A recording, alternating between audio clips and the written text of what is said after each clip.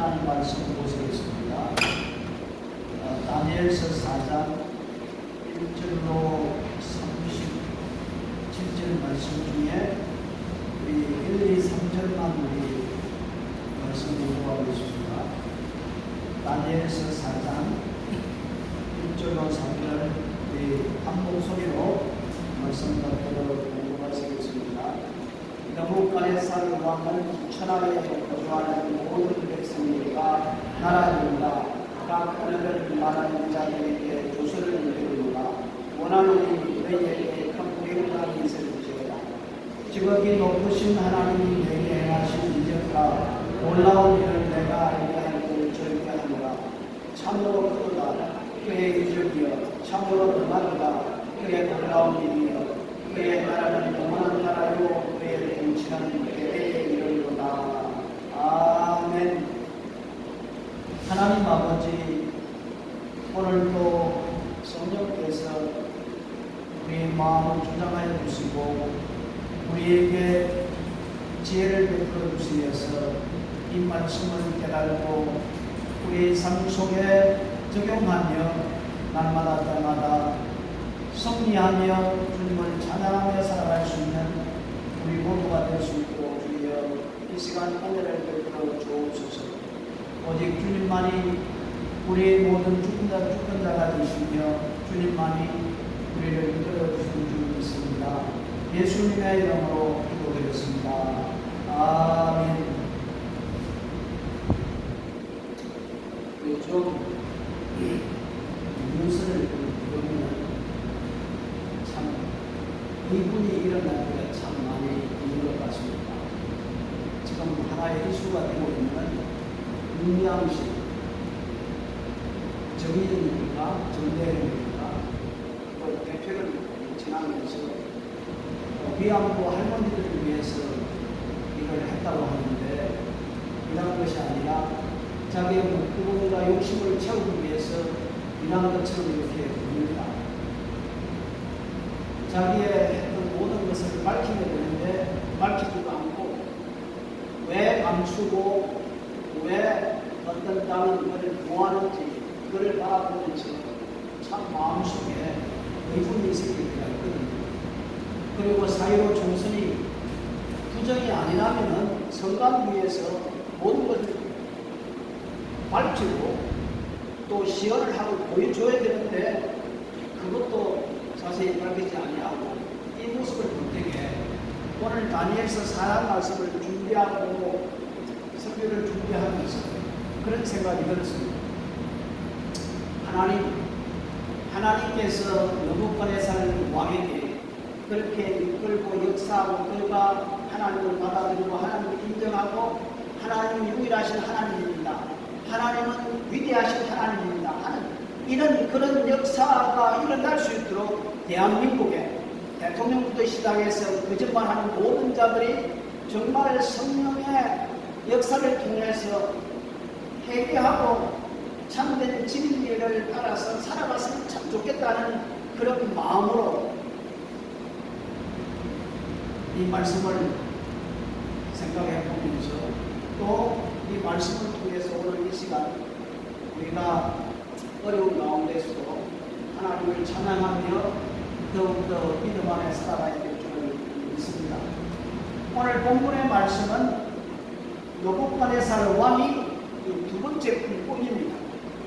첫 번째 꿈은 이 세상의 역사가 어떻게 될 것인가를 하나님께서 왕에게 꿈으로 보여주었고 오늘 두 번째 꿈은 어떤 꿈이냐 하면은 전체에게 보여준 것이 아니라 느부갓네살 왕 자신에게 하나님께서 경고의 꿈을 보여줬던 것을 볼 수가 있습니다. 우리가 이 말씀 보면은 우리 아버지 하나님은 믿음의 사람들의 하나님인 동시에 또 믿지 않는 이 세상의 모든 사람들을 감동을 시키든지 아니면 이끌든지 해서 하나님을 믿을 수 있도록 그렇게 역사하는 하나님의 것을 이렇게 볼 수가 있습니다. 우리가 두 왕을 한번 생각해 보세요. 애국의 마루 왕을 한번 생각해 보고 오늘 느부갓네살 왕을 한번 생각해 보세요. 똑같은 하나님의 역사를 했거든요.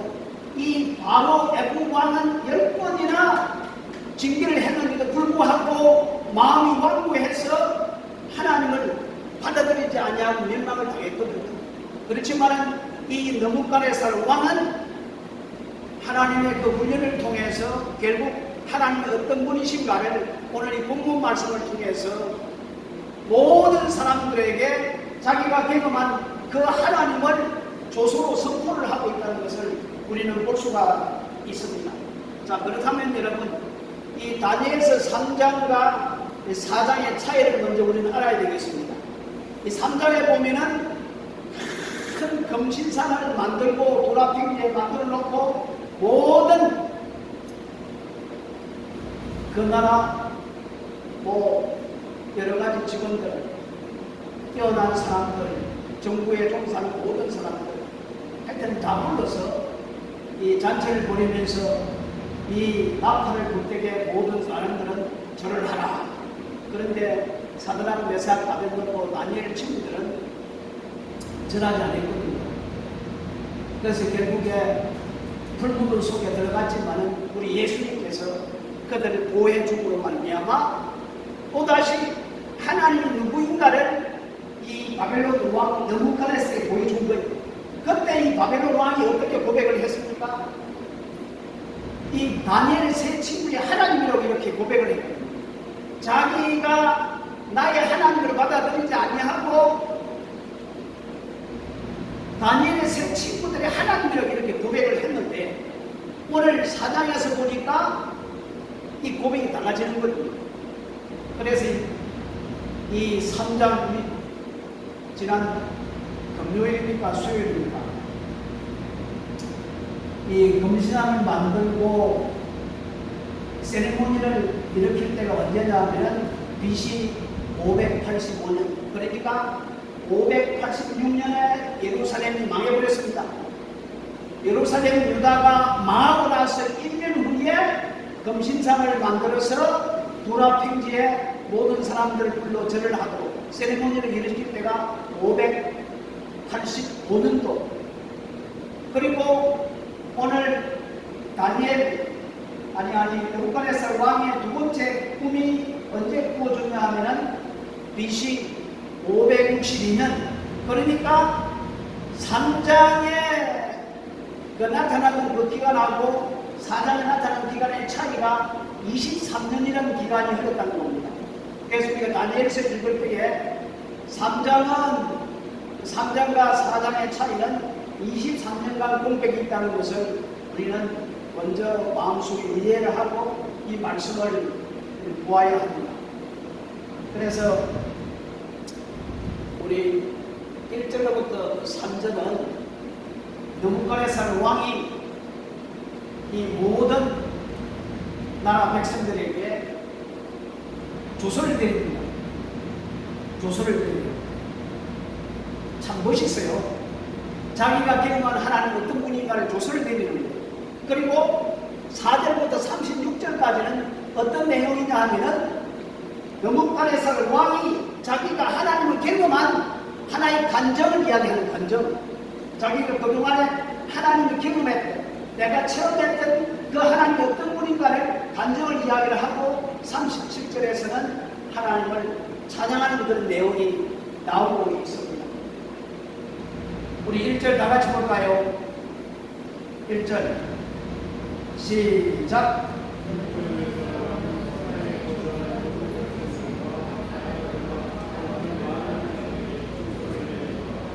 예, 1절에 보니까 이 느부갓네살 왕이 온 세상에 거하는 모든 백성들에게 조서를 내리는데 이 조서가 정치적인 조서가 아니고 영적인 조서인 것을 볼 수가 있거든요. 정치적인 것이 아니고 영적인 것을 볼 수가 있습니다. 2절에 보면은 그 왕이 하나님을 어떤 하나님으로 부르고 있습니까? 2절 한번 보실까요? 시작.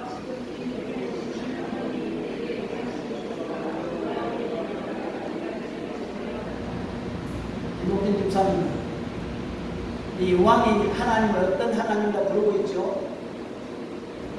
2절에 지극히 높으신 하나님이라고 이렇게 부르고 있습니다. 여러분, 이 바벨론 땅에 세계에서 제일 높은 사람은 누구예요? 자기 느부갓네살 왕이. 그런데 느부갓네살 왕은 자기보다 위대하고 크신 분이 누구냐고 이렇게 말을 하면 누구죠?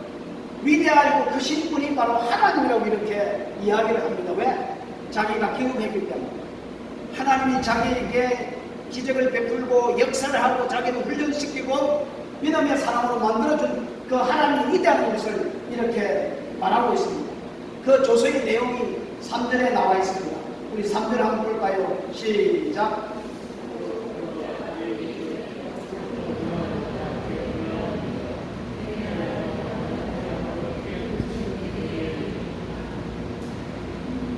여기서 고백하기를 하나님은 크시고 능력이 많으시며 그 나라는 영원하시며 그 통치하는 것도 영원하다는 것을 노래하고 있습니다.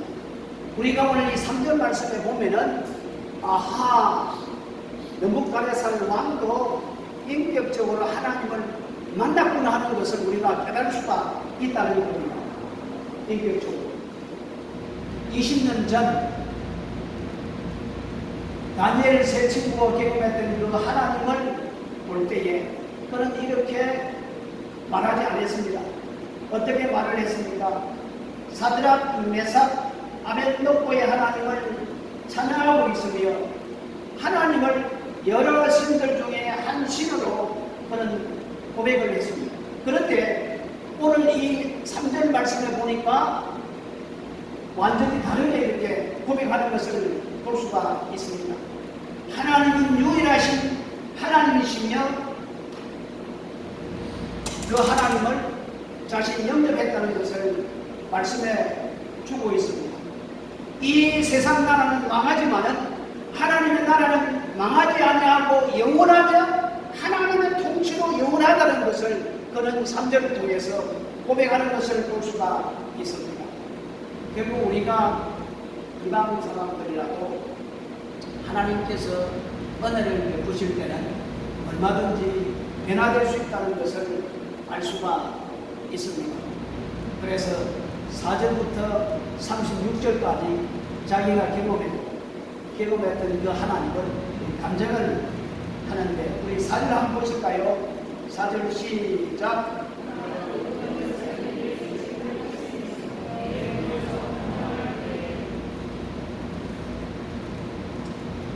이 사건이 일어나기 전에 느부갓네살 왕의 삶이 어떠한가를 보여줘야 됩니다. 정말 편안하다는 겁니다.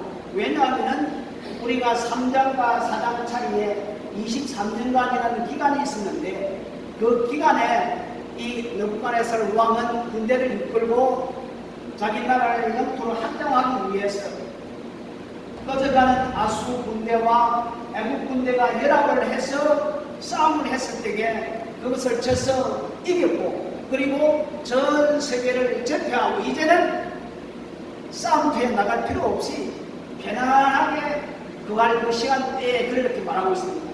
4절에 나 느부갓네살이 내 집에 편히 있으며 내 궁에서 평강할 때에 여러분 우리가 고통을 당하고 우리가 어려움이 있을 때 오히려 우리 신앙에 있어서는 더 좋은 거예요. 내가 잘되고 내가 편안하고 살기가 좋을 때에 영적으로 문제가 더 심각하다는 것을 오늘 이 말씀을 통해서 우리가 알 수가 있습니다. 우리가 잘 아는 다윗이 언제 범죄를 했습니까? 다윗이 언제 범죄를 했습니까? 다윗이 전장에 나가서 적과 싸울 때는 전혀 문제가 없었어요. 늘 하나님을 향하여 신뢰하고 하나님께 묻고 하나님과 동행했지만은 이제 전쟁터에 나가지 않고 집에서 궁에서 늦잠을 자면서 이리저리 시간이 있으니까 엉뚱한 마음이 들어서 사람의 그 정욕을 사로잡아 엉뚱한 여인을 취하게 하고 그 저인의 남편을 죽이는 그런 사건을 베풀어 주었던 것을 볼 수가 있습니다. 그래서 오히려 우리가 어려울 때에 우리가 고통을 당할 때 오히려 영적으로 더 좋은 시기라고 이렇게 볼 수가 있거든요. 그래서 느부갓네살 왕은 그 내면이 자만심과 교만에 빠지게 되었습니다. 왜냐하면 그 많은 나라들을 물리치고 자국의 나라를 속국으로 만들어주기 때문에 정말 이 바벨론이 참 적게 시작했지만은 자기 때에는 정말 위대한 나라가 되었던 것을 볼 수가 있습니다. 그래서 생각하기를 이 나라가 이렇게 된 것은 다 내 때문이야. 내가 훌륭했고 내가 위대했고 내가 능력이 있기 때문에 그렇게 됐더라고. 그런 생각을 가집니다. 자기 중심입니다. 자기 중심입니다. 모든 것이 자기 중심입니다. 하나님 중심이 되어야 되는데 하나님 중심이 되지 아니하고 자기가 중심이 되는 거예요. 그렇습니다. 우리의 이 세상에 살아갈 때에 우리가 중심이 될 때 문제가 생기지 하나님이 우리 중심이 되면 전혀 문제가 생길 수 없다는 말씀입니다.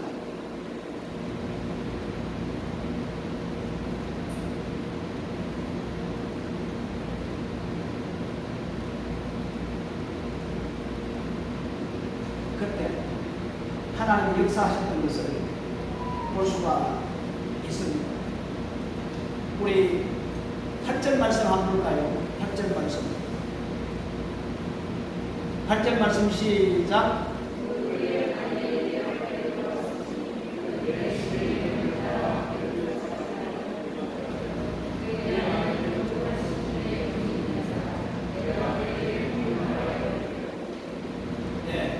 이 8절 말씀을 생각하면서 이 느부갓네살 왕이 두 번째 꿈을 꾸었는데 그 꿈을 모든 바벨론의 지혜자를 불러서 해석해 달라고 했습니다. 그런데 그 지혜 맞는 모든 사람들이 그 해석을 하지 못했습니다. 그런데 다니엘은 하늘의 지혜를 가지고 왕에게 그 꿈에 대해서 해석을 해드렸던 것을 볼 수가 있습니다. 여러분, 우리가 이 세상에 살아가면서 세상의 지혜를 가지고 문제를 다 해결할 수 있다고 생각합니까?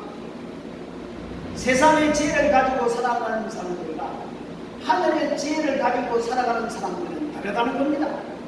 세상의 지혜를 가지고 살아가는 사람은 눈에 보이는 것만 그걸 가지고 해결하고 문제를 해결하려고 하지만은 하늘의 지혜를 가지고 살아가는 사람은 눈에 보이지 아니한 것, 그것을 통해서 눈에 보이는 것을 해결해 나가는, 즉 하나님의 지혜를 가지고 해결해 나가는 사람들이라 이렇게 볼 수가 있습니다.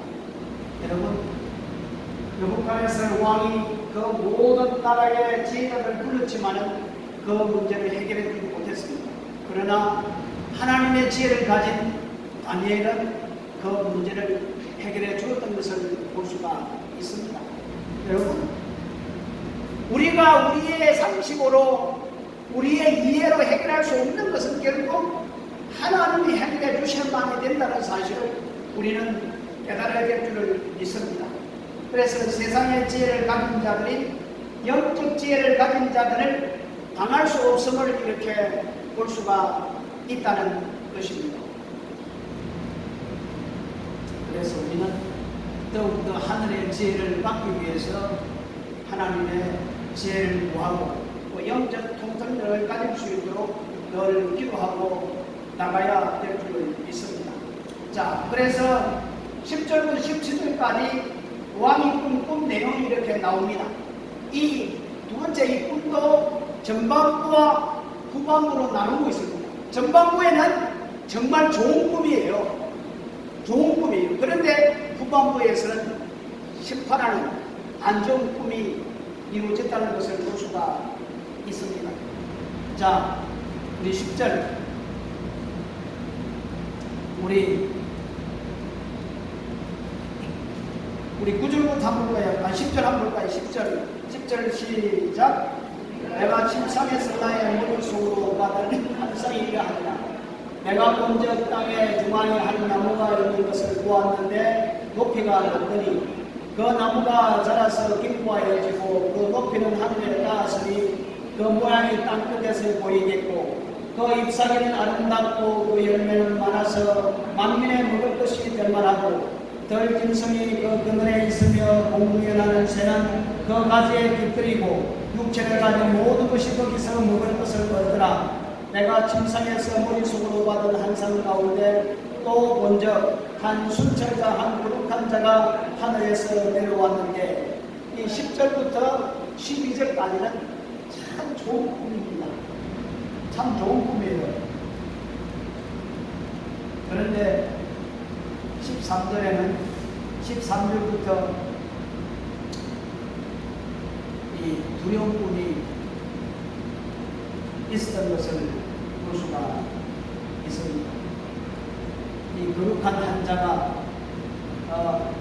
하늘에서 내려왔는데 그가 소리 질러 이처럼 이러기를 그 나무를 베고 그 가지를 자르고 그 잎사귀를 떨고 그 열매를 해치고 짐승들을 그 안에서 떠나게 하고 새들을 그 가지에서 쫓아내라. 그러나 그 뿌리의 그루터기를 땅에 남겨두고 새와 놋줄로 동이고 그것을 들풀 가운데 두어라. 그것이 하늘 이슬에 젖고 땅의 풀 가운데서 짐승과 더불어 제 몫을 얻으리라.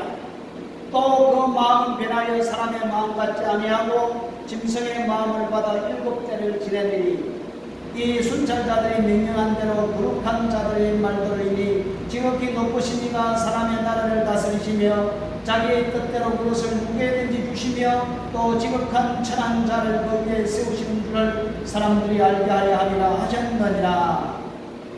이것이 느부갓네살 왕의 두 번째 꿈입니다.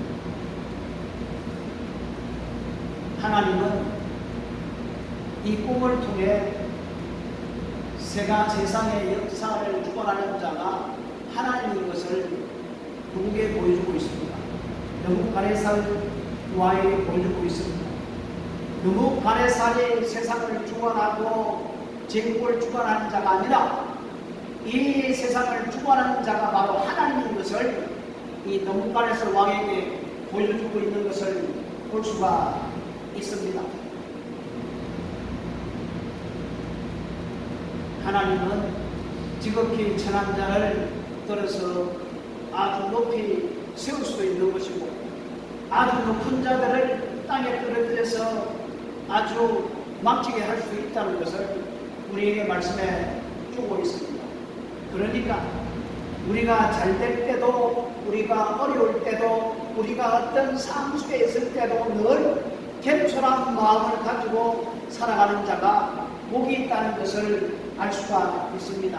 왜냐하면 하나님은 겸손한 자를 가까이 하시고 교만한 자를 물리치신다고 말씀을 하고 있습니다. 그래서 하나님은 이 느부갓네살 왕에게 꿈을 통해서 그의 마음을 조명해 주었던 것을 볼 수가 있습니다. 어떻게 했습니까? 결국에 주권자 대신 하나님께서 그 나무를 잘라버리라.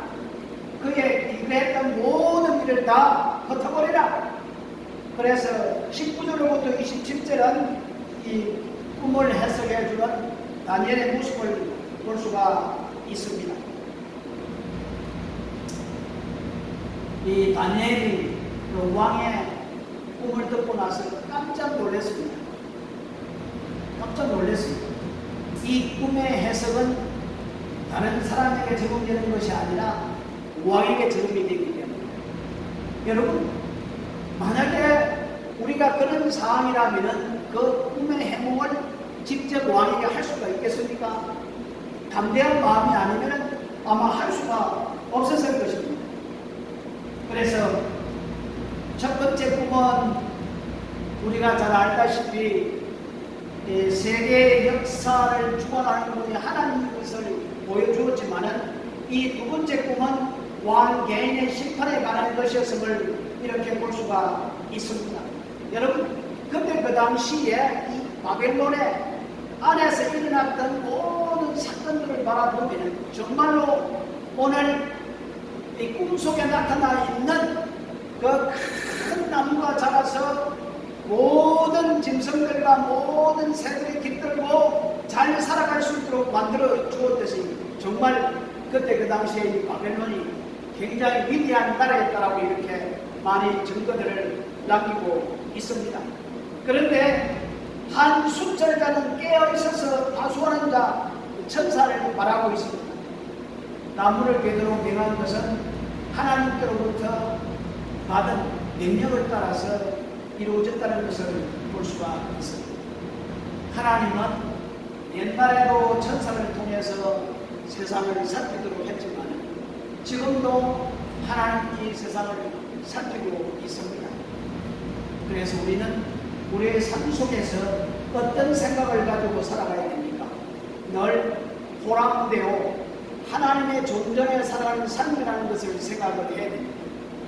우리 집에도 하나님이 계시고 이 예배당이 계시고 우리가 어떤 곳에 가더라도 하나님이 나와 함께 하신다는 그 사실을 우리는 잊지 말아야 된다는 겁니다. 아무도 없는 곳에도 하나님은 우리를 바라보고 계시고 여러 사람이 모이는 곳에도 하나님 나를 바라보고 계신다는 그 사실을 우리는 기억을 해야 됩니다. 오늘 보십시오. 천사가 그 왕의 모습을 보고 이제는 심판 감찰하고 심판 내리는 모습들을 볼 수가 있습니다. 우리 역대하 16장 9절 말씀에 보면은 여호와의 눈은 온 땅을 두루 감찰하사 전심으로 자기에게 향하는 자를 위하여 능력을 베푸시나니 또 시편 138편 6절 말씀에 보면은 여호와께서 높이 계시도 낮은 자를 하감하시며 멀리서도 교만한 자를 아시나이다. 하나님은 모든 것을 다 아신대요. 그러니까 우리는 어떤 삶을 살아야 되는가를 다시 한 번 더 우리에게 말씀해 주고 있습니다. 자, 여기서 우리가 하나 더 깨달을 수 있는 것은 이 다니엘이 이 해석을 하면서 이 왕에게 어드바이스를 해 주었습니다. 우리 몇 절입니까? 26절입니까? 우리 27절입니다. 한번 볼까요?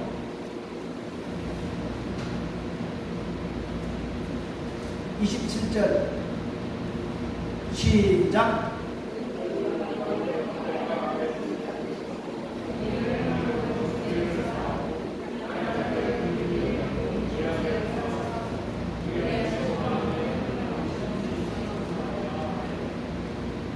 여러분 한번 생각해 보십시오. 이 느부갓네살 왕이 나라 영토를 넓히기 위해서 많은 나라를 침범해서 사람을 죽이고 못된 짓을 하고 포로를 잡고 얼마나 많은 나쁜 짓을 했겠습니까? 생각해 보십시오. 그래서 다니엘은 그 왕에게 회개의 권면을 합니다. 만약에 당신이 회개하고 바르게 산다면 하나님이 이렇게 하지 아니하고 당신의 왕위가 계속 이어질 것입니다. 이렇게 권면해 주었던 것을 볼 수가 있습니다. 그래서 다니엘은 왕에게 제약된 생활을 청산하고 공의와 긍휼을 베풀므로 의의 열매를 맺으라고 권면하고 있습니다. 다니엘이 이렇게 이처럼 담대하게 회개의 메시지를 전할 수 있는 용기가 어디에 있었습니까? 정말 다니엘은 자기가 하나님의 종인 것을 확실히 알았던 것을 볼 수가 있고, 그리고 하나님은 한번 말씀하시는 그 말씀을 지키시는 분인 것을 알았던 겁니다. 그러니까 하나님의 마음을 알았던 것입니다. 그러니까 다니엘이 왕에게 그런 권면의 말씀을 할 수가 있었습니다. 그래서 29절부터 하나님께서 누구를 훈련시키십니까? 느부갓네살을 훈련을 시키십니다. 참 우리가 성경에 보면은 많은 위대한 사람들을 보니까 하나님을 훈련시켰던 것을 볼 수가 있습니다. 다윗도 다윗 왕이 되기 위해서 하나님의 학교에 들어가서 훈련을 누구한테 받았습니까? 사울 왕에게 훈련을 받았던 것을 볼 수가 있거든요. 요셉도 훌륭한 국무총리가 되기 위해서 훈련을 받았던 것을 볼 수가 있거든요. 이 느부갓네살 왕도 하나님을 위해서 훈련을 받는 모습을 우리는 볼 수가 있습니다. 자, 우리 29절 말씀 한번 읽어보겠습니다. 시작.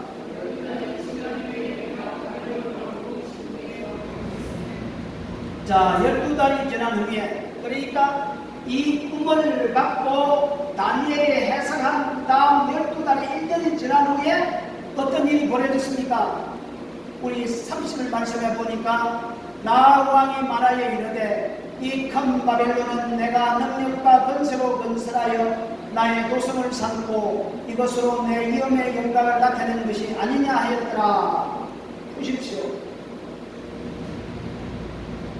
이 바벨론의 제국을 세운 것은 내 힘이냐 내 능력이냐 완전히 자신의 교만을 드러냅니다. 바로 하나님께서 이 느부갓네살 왕을 심판하고 훈련시키는 그 이유가 어디에 있습니까? 내 때문에 이 나라가 이렇게 되었어. 내 때문에 이 나라가 이렇게 무왕하게 됐어. 내 때문에 백성들이 잘 살아. 모든 것을 자기 중심으로 이 교만이 싹이 든다는 말씀입니다. 여러분, 우리가 우리 된 것은 하나님의 은혜지 내가 잘나서 똑똑해서 그렇게 된 건 아니지 않습니까? 그런데 이 느부갓네살 왕은 1년이 지난 후에 왕국을 거절돼서 이 모든 것은 내가 잘나고 내가 똑똑하고 내가 능력이 있기 때문에 이렇게 된 거야. 딱 그런 마음을 놓고 나니까 어떻게 됐습니까? 그 꿈대로 그렇게 진행되는 것을 볼 수가 있습니다. 7년 동안 어떻게 되었습니까? 사람이 짐승처럼 소처럼 풀을 먹고 들판에서 산에서 그렇게 살았다는 겁니다. 사람들에 의해서 왕위에 쫓아내고 그렇게 7년 동안 그렇게 살았다는 겁니다. 그건 무슨 병이라고 하죠? 사람이 짐승처럼 변화되어서 살아가는 모습을 볼 때 무슨 병에 걸렸다 이렇게 이야기하고 있습니다. 하나님은 이 건체를 잡은 이 느부갓네살 왕을 이렇게 건자에서 내가 쫓고 훈련을 시켰던 것을 볼 수가 있습니다. 정말로 떵떵거리면서 온 세상을 다스리는 사람이 하루아침에 짐승이 되어서 짐승처럼 그렇게 풀을 먹고 짐승과 함께 살아가는 겁니다. 몇 년 동안, 7년 동안 이렇게 살아가는 겁니다. 그런데 7년이 지난 후에 이때 왕에게 무슨 일이 일어났습니까? 우리 34절 한 말씀 볼까요? 34절 시작.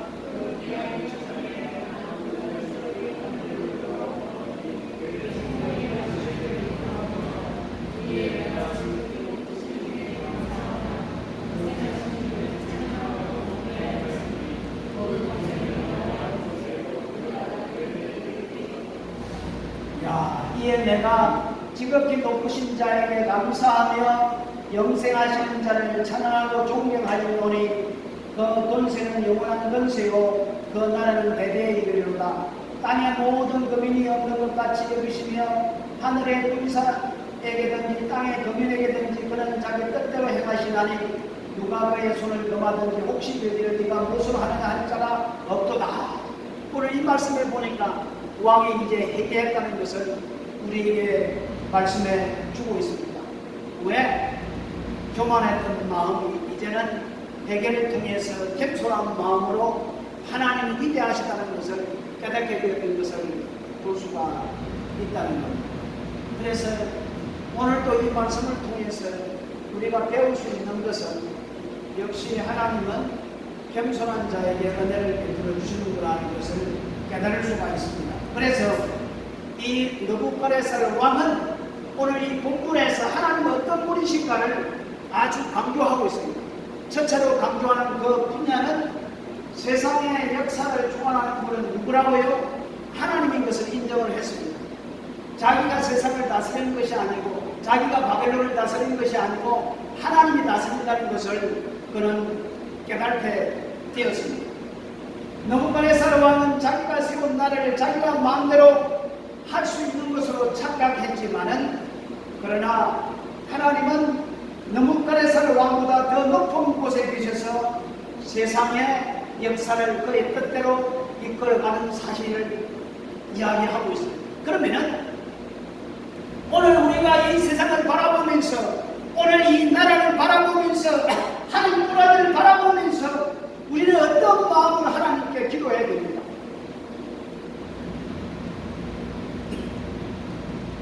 우리나라를 바라보면서 이스라엘 멸망을 당할 때에, 예루살렘 멸망을 당할 때에 지도자들이 회개하지 아니하고, 영적 지도자들이 회개하지 아니하고 욕심을 부릴 때 결국 하나님은 예루살렘 성전이라도 그걸 버리고 떠났던 것을 볼 수가 있거든요. 정말 회개하지 아니하면은 하나님은 심판할 수밖에 없고 멸망시킬 수밖에 없다는 겁니다. 대한민국도 얼마든지 적극 통일될 수가 있다는 겁니다. 왜냐? 엊그제 일본 수상 아베가 그런 이야기를 했다고 합니다. 방문회의에서.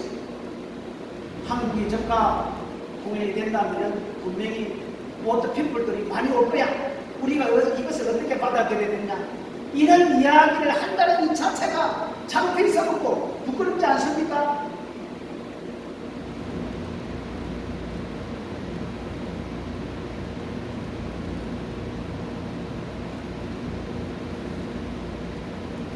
그래서 하나님 이런 기도를 드렸습니다. 하나님께서 너무간에서 왕을 이렇게 한 것이 우리나라 문 대통령도 이렇게 하면 안 될까요? 회개할 수 있도록 기회를 주면 참 좋겠습니다. 세상이 거짓으로 판을 치고 불법에 행하고, 그래서 요새는 굉장히 마음이 아파요. 롯이 수동 고모라스를 바라보고 마음이 너무나 아팠듯이 우리가 불의를 바라볼 때에 의문이 생기고 마음이 아프지 않습니까?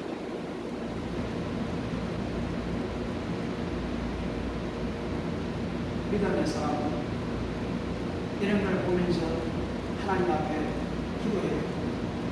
나는 요새 가끔 이런 생각이 듭니다. 사람의 힘으로는 어찌할 수 없는 사람들에게 이런 기도를 드려서 얼마나 좋겠다.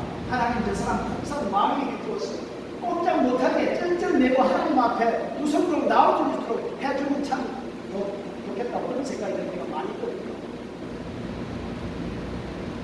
참 좋으신 하나님이 참 좋은데 그 하나님을 모르고 인간의 정욕과 인간의 생각과 마음대로 하는 모습을 볼 때에 내가 저 사람을 위해서 잘 되도록 기도하는 것이 아니라 못 되도록 기도를 해야만이 정신을 차리고 하나님 앞에 바로 나올 수 있지 않는가 하는 그런 생각을 들 때가 굉장히 많이 있거든요. 어느 것이 목자로서 그들을 위한 기도일까?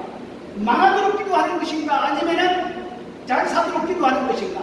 오히려 망하는 것이 더 옳은 일이라고 볼 수 있거든요. 오늘 보십시오. 하나님께서 느부갓네살 왕을 완전히 정신병력을 만들어서 훈련시키는 모습을 볼 수 있거든요. 결국에 그는 깨닫고 회개하고 참된 하나님을 받아들이고, 그리고 하나님은 이 세상을 주관하시는 역사를 이끄시는 하나님인 것을 고백했던 것을 볼 수가 있거든요. 느부갓네살 왕은 두 번째로 교만한 자를 낮추시고 겸손한 자를 높이신다고 말씀을 하고 있습니다.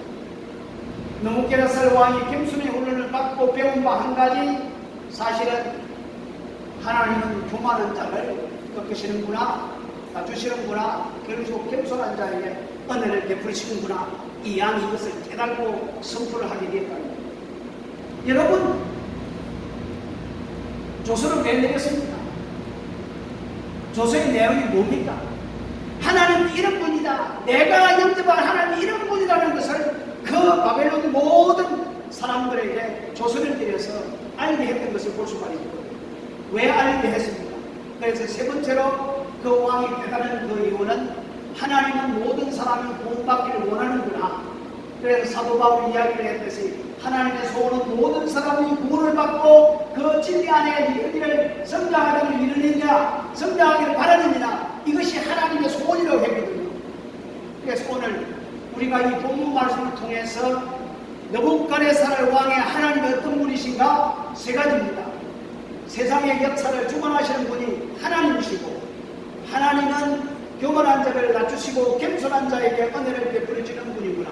그리고 하나님은 모든 사람들이 구원을 받고 진리 안에 성장하기를 원하시는 분이 하나님이라는 것을 조서를 드려서 선포했던 것을 볼 수가 있습니다.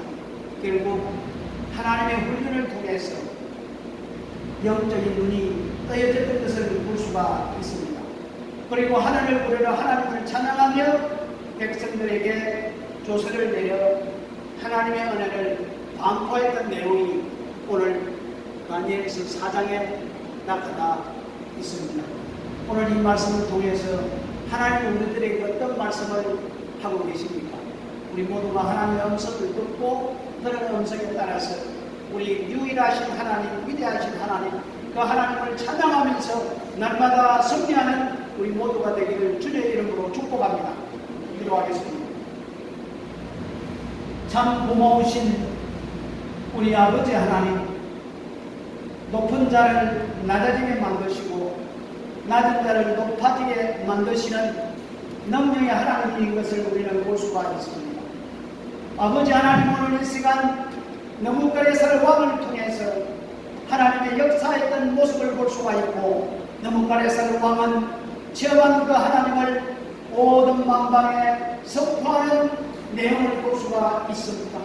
우리 아버지 하나님, 오늘 이 시간 이 말씀을 통하여 우리 모두가 다시 한 번 더 온전히 하나님 앞에 가로서서 우리의 모습과 우리의 삶을 통하여 그 위대하신 하나님을 알리고 높여드리는 믿음의 삶을 살아갈 수 있도록 우리 주님 축복하여 주옵소서.